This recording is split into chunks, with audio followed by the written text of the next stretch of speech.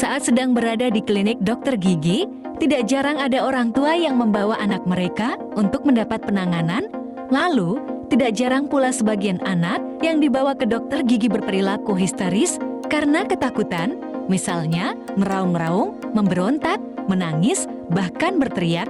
Tentunya, kondisi itu bisa membuat pasien lain merasa kurang nyaman, terutama bagi orang yang sedang sakit gigi dan menunggu giliran untuk ditangani oleh dokter. Menurut dokter gigi, Raffianka Calista, Mars, cara membuat anak tidak takut ke dokter gigi cukup mudah. Adapun, kunjungan ke dokter gigi tidak perlu hanya dilakukan ketika anak memerlukan tindakan dokter atau mengontrol kesehatan gigi. Kunjungan bisa dilakukan untuk sekadar memperkenalkan anak pada klinik supaya mereka lebih familiar. Raffianka menganjurkan untuk sejak dini mengedukasi anak dan membiasakan diri ke dokter gigi. Hindari datang hanya ketika gigi anak sakit atau gigi perlu dicabut sebab kunjungan ke dokter gigi akan diasosiasikan dengan pengalaman negatif.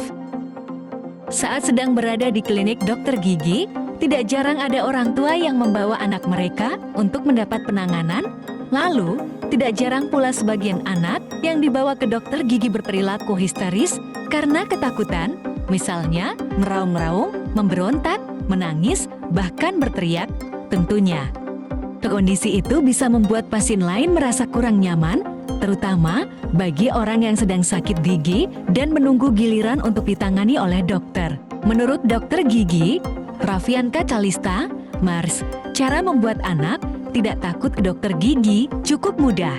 Adapun, kunjungan ke dokter gigi tidak perlu hanya dilakukan ketika anak memerlukan tindakan dokter atau mengontrol kesehatan gigi. Kunjungan bisa dilakukan untuk sekadar memperkenalkan anak pada klinik supaya mereka lebih familiar.